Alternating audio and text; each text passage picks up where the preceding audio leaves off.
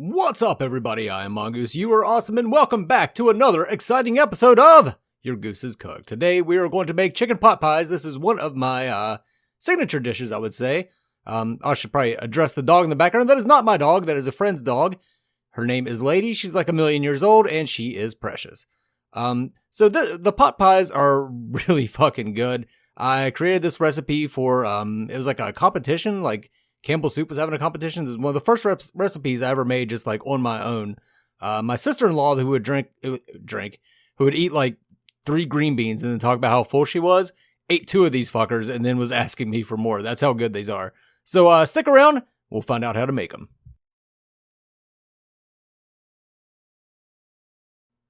So like I said, this is one of my first recipes. So we're going to be cutting some corners here. We're not going to be making everything from scratch. And this recipe actually turns out better that way. I have made it all from scratch, and I like it this way better. We're going to start out with some chicken thighs. Make sure you get bone-in chicken thighs. We'll take the skin off, but you want that bone-in for the soup. A couple carrots, and then some frozen peas. Doesn't have to be fresh peas. Just get the fucking frozen peas. Doesn't matter. A couple cans of Campbell's cream of chicken soup. Doesn't have to be Campbell's. I don't know why I said that. Some of these canned biscuits. You'll see why here in a little bit. Now for spices, we're going to use marjoram, and the marjoram actually makes sense for once in one of my recipes. Of course, we're going to need some salt, a couple of bay leaves, about three bay leaves will do you, unless you got huge bay leaves, and some onion powder. We'll start off by making the pie filling. We're going to use the cream of chicken soup. Comes out looking like shit, but I swear it's good. I swear. Oh yeah, one ingredient that I forgot to tell you about is chicken broth. You can use water, but if you can use chicken broth instead of water, why not use chicken broth? It tastes better, right? So we're going to throw 2 cans of that in there. Then we're going to glunk in some chicken broth, about a cup of chicken broth. And here's a handy tip for you. You can just pour the chicken broth straight into one of the cans because it's going to have some residue left in there. Just dump that in. There's the chicken broth. There you go. Yeah, so you just use the can, man.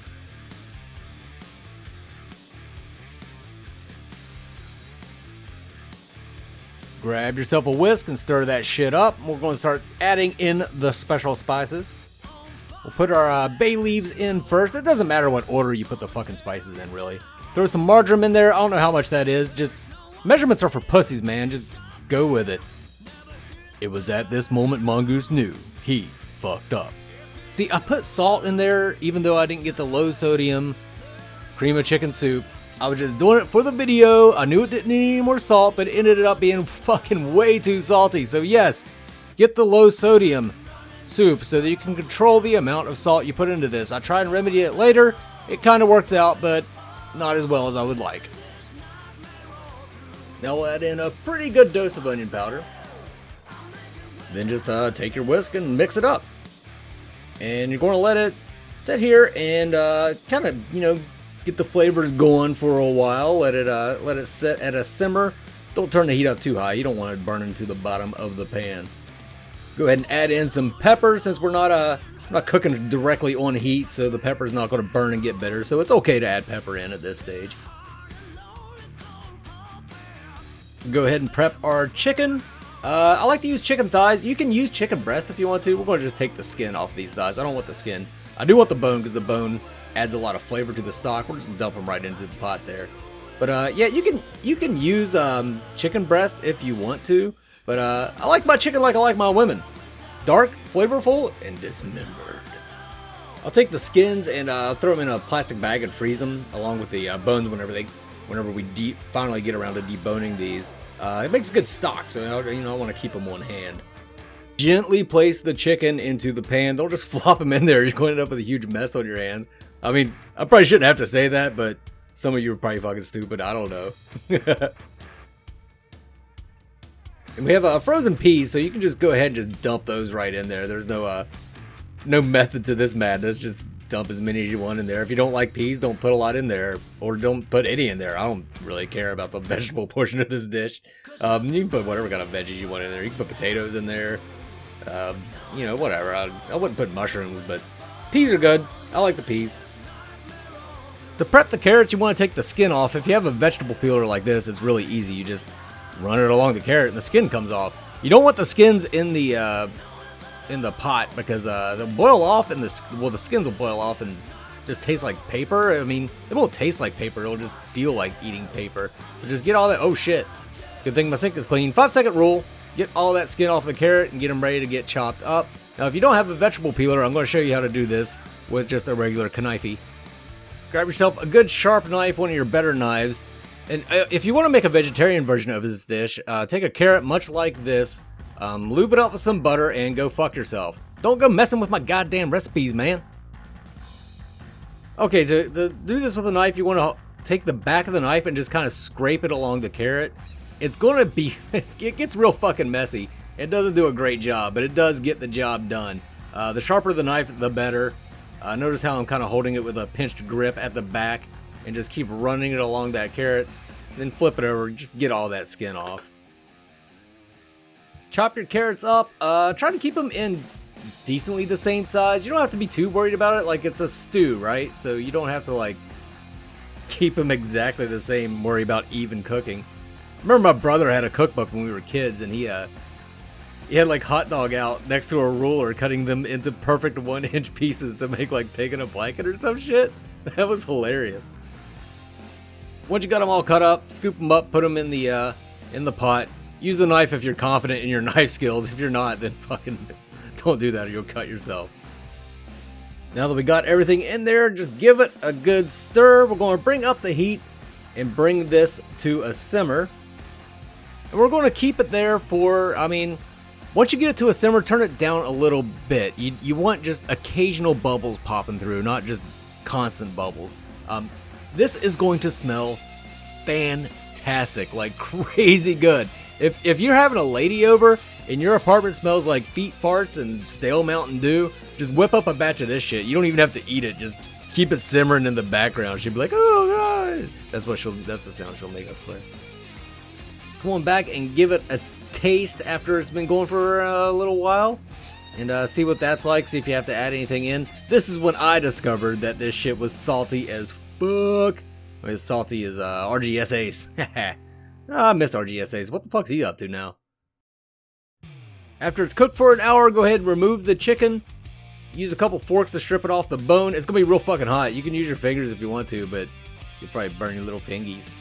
Yeah, it's pretty hot, but yeah, just strip it off with forks and then put it back in. And then I'll show you what I do here in a second to try and tame the salt a little bit. Okay, so this isn't a normal part of the recipe, but I'm trying to tame this salt a little bit. And one way you can do that is by adding fat.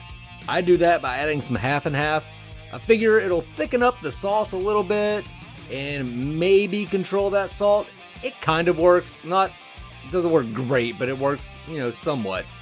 It's adding any more liquid, of course, would work to dilute the salt, but if you're adding a liquid that also has fat in it, like milk or cream, it's going to work a little bit better.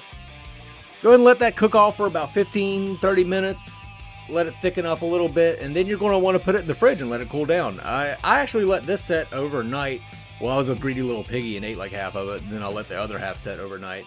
But you don't have to let it set that long. You can let it set for like an hour, 2 hours. But you want it to be a little cooler and gel up a little bit before you start trying to fill your little biscuit shells. Speaking of biscuit shells, you're going to put some flour out and then take your little canned pre-made biscuits and just roll them out.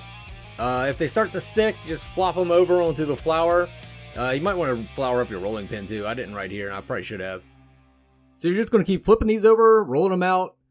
Try and get kind of a circle. It doesn't need to be a perfect circle. It could be kind of oblong, sort of a rounded rectangle. I don't know what you want to call it. But it just needs to be big enough to fit over the saucer that you can see on the right there. Flour up your saucer, put the biscuit over top of it, and now we're going to start filling it up. So this is the reason why we chilled the ingredients so they kind of lay flat here instead of just going all over the damn place. Because we want them basically on one side of the thing, because we're going to flip it over and then crimp it. So we're just going to take one edge, flip it over to the next edge, and then kind of close it up with your fingers a little bit. But after that, what you want to do is take a fork and just kind of mash the fork down into the edges. That will seal the two edges together. If you're having trouble sealing the edges together, you can take a bit of egg wash, which is just some egg mixed with water, and run it around the rim before you do this. That'll give you a tighter seal, but you can get a tight enough seal with these. It's one of the reasons that I use the the canned biscuits, you can get a plenty tight enough seal with whatever they're made out of, whatever preservatives are in there. Now we'll take a cookie sheet or a pizza pan, as I have right here because I can't find my cookie sheet, and you just flip it on top, and then you just lather, rinse, repeat with the rest of them. In order to cook these, all you really need to do is follow the instructions of the biscuits.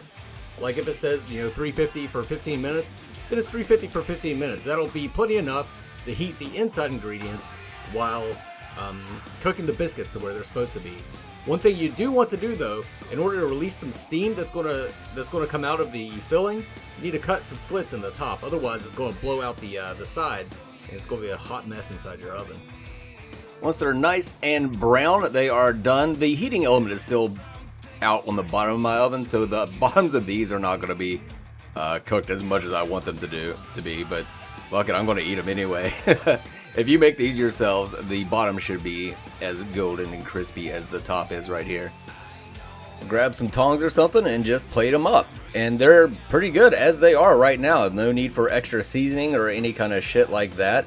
You can take and heat up the rest of the filling and just kind of lay it over the top if you wish. Let's cut this fucker open and get us a nice cross section going. Then we'll grab us a fork and have a taste, and it is fucking delicious, as I knew it would be. Hope you enjoyed my take on chicken pot pie. If you try any of my recipes, I do suggest you try to make this one. It's very simple and extremely delicious. Be sure to tune in next week where I'll be creating a brand new recipe, pairing it with a beer. With a little luck and a fuckload of skill, it'll turn out well. If you like this video, pass up that like button, be a man, find out where I live, come to my house, and shake my hand in person. This is Mongoose reminding you that if you're out there and you're hungry, you can eat a dick. Mangoose!